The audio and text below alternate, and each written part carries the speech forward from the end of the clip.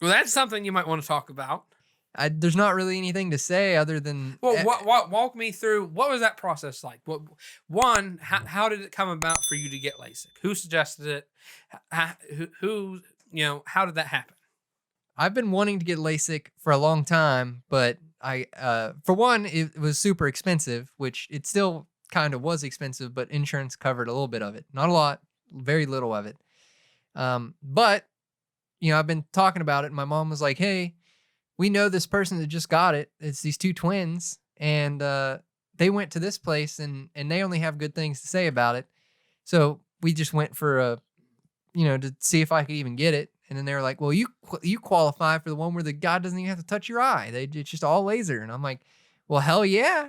Let's go. Let's see what this is about. So they give you the packet and stuff. And we scheduled the surgery. Literally I went in for just to see if I could get it. 2 days later is when my surgery was scheduled. That's how quick that the whole process happened. So they give you this pamphlet and they give you all this different stuff telling you, you need to read through this. When you get it done, you're going to have to wear sunglasses. You're going to have to put these eye drops in all the time. You have to do all this different stuff. And then they don't tell you any of the bad stuff in the packet. Like not a... Well, why would they? Well, after one of the things that I feel like you should know is after you get this, you're not gonna be able to drive at night for a good while. I mean, I'm still driving at night because man's got to go to work, right? But passing the cars on the road, especially if you get high beamed, it's just like white, and they dilate your eyes and stuff. You're risking your life every time you pass a car at night. Well, it's only been like a week and a half or something since I've got it, but it has gotten a lot better. I'll give it that, even though I can't tell if they're getting any better or what, because when I first got it, it was very, very blurry for like 3 days. And then it kind of went to, well, one eye's blurry and the other one's good. And then it's like switching back and forth. And I don't know if that is supposed to happen or what. You should probably call your doctor about that and ask if that's normal. I haven't been worrying about it, honestly. But it can't get any worse than it was before. I mean, there's $4,000 in the hole for nothing. There's more than that. Well, no, and that's the thing. Like, there are people that get this done and it does nothing. Like, it actually does happen. So, like, that's something, like, keep an eye on that. Like, well, they give you, the place that I went to, they gave a lifelong thing. As long as you go each year to get a checkup after the surgery, if it gets bad again, they'll redo the surgery for free. Oh, really? So, I mean, that's one good thing, but I feel like I had to make my mom promise me that, hey, if I go in to get this surgery and I go blind, there needs to be somebody there that's going to fucking kill me, because I don't want to live and not be able to see. Hey, all right. For reference, he probably forgot I am half blind. I can only see out of one eye. Not that bad. That's a lie. No, it's not a lie. You said it's just kind of blurry. It's not just kind of blurry. I have like 10% vision in my left eye. Like, okay, so you can still see. Okay. All right, right now, if you could not see, would you want to live? If this were my vision out of my left eye and my right eye, and that's all I could ever see, no, probably not. I probably won't. Okay, so then why are you taking offense to what I said? Because I would rather be completely blind than be able to see a little bit. Because if you're completely blind, you can learn to live like that. Like, you can't really learn to live like where you can kind of see shapes. Like, I'd rather just be completely blind. And something else I want to bring up. All right, you brought up that they gave you these special eye drops, right? All right. For the people listening and the people watching. For the people watching, these eye drops, they come in like packets of albuterol size. Like half the size of a packet of albuterol. And it's a liquid. It's eye drops. If you don't that was just one of the eye drops. Yeah, and this is just one. It's like probably what, that big? Yeah. All right. So, and it's a twist top. You twist it off and pour it in your eye. Or drip, I guess. I poured it. Anyway, I'm sitting there and it's a little tiny thing. I'm thinking it's a single-use container, right? you're not going to use this and set it to the side and come back to it later if there's nothing to twist on top or anything. So I've got like about 3/4 of it poured into my eyeballs, and he looks at me and he's like, "What are you doing?" I said, "I'm putting eye drops in my eye." Even though I didn't have LASIK or anything. Well, I had allergies. So you're like, "Here, man, try one of these." Now, at this point, the eye drop liquid is running down my face. My cheeks are filled, just covered in it. And he's like, "You're only supposed to use like 1/4 of that." And it's like, why would you, one, not have told that to me to begin with? And two, why are they not in single-use things? You can tip it upside down and it doesn't come out. You really got to squeeze it to make it come out. You didn't say that. Like, now granted, it didn't sting as bad as regular eye drops, but I like the sting. That's how I know it's working. That's like, you get a cut, you're not just going to throw some water on it. I'm good to go. You're going to pour some rubbing alcohol on it and cry for a little bit because of how bad it burns, but you know it cleaned out. That's like when you get an STD and your pee's burning, that's how you know the infection is going down. You got to know, you got to have the burning to know. All right, so did they help with your allergies or did they not? They were little preservative-free, like liquid tears. That's basically what they are, but they were super expensive because they were preservative-free. No, it honestly did not help at all. Well, it's just like pouring water in your eye, pretty much. Well, I could have done that for free at the house. Come on now. So back to like the actual LASIK procedure, they took you into the back there. The doctor wants to get out of there as quick as possible. He does not want to deal with your shit. So and that's what he gets paid to do all day. And you lay down in the thing. He fucking holds your head there. Well, I mean, I was hyperventilating. They give you like Xanax and stuff to calm you down. It was not working because right before I went in to lay down on that table and get it done, they were like, "All right, I got to put these plugs in your eyes." She fucking pulls this needle probably like 14 feet long out of her fucking pocket, shoves her into my eye and was like, "All right, this is going to be the one plug." And it's like, pop. And they do the other one. Pop. And then she's like, "All right, so you're not going to be able to cry or anything for like 60 to 90 days. And I'm like, what the fuck? I just let her prevent me from crying. That's why you have those eye drops. So you can drop them in your eyes and wet your eyes. Right? Oh, okay. Well, you act like they were like for an issue, like allergies. If you were to get allergies, after no, I said that they've been keeping away my allergies. Like I haven't had anything with my eyes. He's told me that, so I was like, "Oh, it must help with my allergies." And you're like, "Nah, it's just I can't cry, so I have to do this." Like, what do you mean plugs? I don't know what they look like. It was on the tip of a needle. Was it like on right on the inside of your nose? So they were plugging up your tear ducts. Is that what they did? Yeah. Okay, because you said your eye, not your tear duct.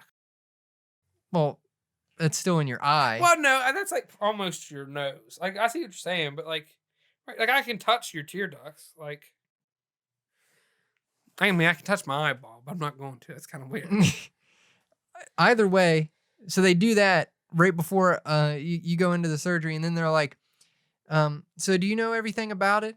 And it's like, "Well, is there anything I should know?" And she's like, "Well, you took that Xanax, so it should calm you down a little bit, but you do know that there's going to be a good, minute and a half where you're going to be completely blind." Are you fucking pulling my balls right now? You have got, like, it scared the fuck out of me, okay, when she said that. And then I started, like, freaking out. And obviously, we got this bullshit COVID stuff going on right now, so you have to wear a mask. So I'm sitting there, like, fucking itchy as shit because the only mask that I had with me was one of those ones that have, like, all this fucking, like, fluffing from pillows on the inside of it, kind of. So it's like real stringy. So it's sitting there and it's like fucking itching. Yeah, and it's getting in your mouth and stuff. And you're like, you're trying to get it out because, oh my God. Anyway, so you go in there and they tell me that. They bring me in there and the doctor's like, "All right, I'm going to have you sit still. This is going to, you're going to feel a little pressure here." And then he fucking takes this thing, I imagine it was like an ice cream scoop. It was almost like a tong. It was almost like tongs. Because like you squeeze it and then it closes it and then he puts it on your eye and then he lets go of it and it so it's like pushes out your eye. It's like it expands. Yeah. Okay. Yeah. So it basically pops your fucking eye out. right? And you can still see. Ah, man. And they cover up one eye at a time. So, this one eye is black and the other one is the one that they're working on. So I wonder what it would look like since he popped out my eye, if they were both open. Like, could I see straight here and then also see in the hall next to me? Like at the same time? What do you think? Like I could see the ceiling, but I could also see this bitch over here playing on her phone. Well, like the way you told it to me is that was when you first went blind. So I didn't realize that. Well, no, I didn't go blind when he popped it out. That's what I thought. From the way you told me the story before, is that's when you could stop seeing. Is when they popped it out. Like that disconnected it. I didn't know. Like it's flopping around and you're like, well, it's not flopping around. It's like being held there. By right? what? By those tongue things that I was just talking about. The depressors. I guess they pull your eyelids back. Like it stretches your eyelids open or whatever. So it's not like popping your eye out. It goes underneath your eye for like a platform, I guess. Okay. And then this other machine comes over and like squeezes your eye, like the top of your eye. And I guess it's to hold it still or whatever. So the lasers don't like fry your cornea. Yeah. And then you hear like zzz, and then as soon as it gets done doing the zzz thing, bam, you're fucking blind. And then he's like, okay. And then he takes those things that were holding your eye there. He takes that out. The machine comes off and everything. He puts the patch over top of your eye, and you can't see out of this eye at all. But so he puts that patch over your eye. Back into your like eyelid or not by now? So does he pop it in by hand or does it just fall back into place? I was freaking out the whole time. I told you this. So I remember. You have no clue. Yeah. Yeah. I was like literally sitting there hyperventilating, like I was saying. And either way. So the eye goes back in there and you can't see out of it at all. He puts the little patch thing over top of it so you can't look out of that eye, which you couldn't fucking see out of it anyway, so I don't get it. Maybe you didn't put the patch over top of it. You don't know. I have no idea. Then he does the other eye, does the same thing, so you're blind in both eyes. Then you're like, the table you're sitting on is motorized, and it throws you over to the other table or the other machine. And then he's like, enjoy the light show. And I'm like, I can't even fucking see. So how am I supposed to enjoy the light show? And then it makes sense later because it slowly starts coming back as this machine is going.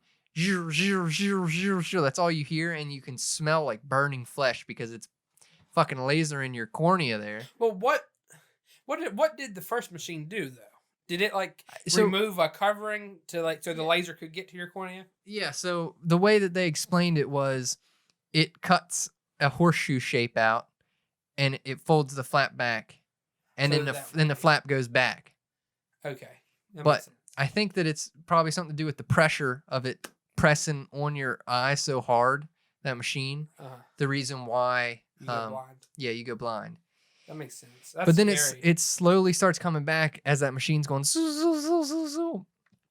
And when he said enjoy the light show, I guess he's talking about as your vision's coming back, you see red, green, blue lights. It's like when you close your eyes and you can still kind of see the light. Well, you can see like a red light, a green light, and a blue light, and they're like swirling around. Yeah. And so but that happened to both eyes. I sat up on the table after it was all done. She's like, I know that was probably really scary for you. And I'm like, no shit, bitch. And I said that to her face. No, you didn't. Yeah, I didn't say that to her face. You're like, I'm fine, man. Because imagine going through that and them not being like, hey, bro, you about to go blind. And they just plop you down and it just like pops. You feel like it just pops your eyeball out and then you can't see. Like, you were probably sitting screaming, or now you're going to be really calm about it. You're like, ma'am, is there a reason why I cannot see? Like it's going to be one way or another. If like they forget to tell you, like, oh, oops, I forgot to tell you, you're not going to be able to see for a little bit. Either way though, she sat up and she's like, I know that was probably really stressful for you, blah, blah, blah, blah. But what does that time say on the clock over there? And I'm like, I can't fuck are you talking about? With. Where am I at right now? I felt like I was in a different fucking world because it was so blurry. Was it kind of like like as a kid, like you'd fall asleep in the car and then wake up in your bed? Like it was like, cause that's disorienting. Is that kind of how it was? No, I knew where I was at. So then why were you like, where am I? No, I didn't. It was basically like, where am I? Because everything was like, it was Everything like my looked vision different? was so bad that like it's never been as bad to where I can't see this close, I can't see this far away, I can't see really far away. Everything all Was the way blurry. is just blurry as crap. Like blurrier than I've ever anything's ever been blurry before. All right. Yes, I guess that makes sense.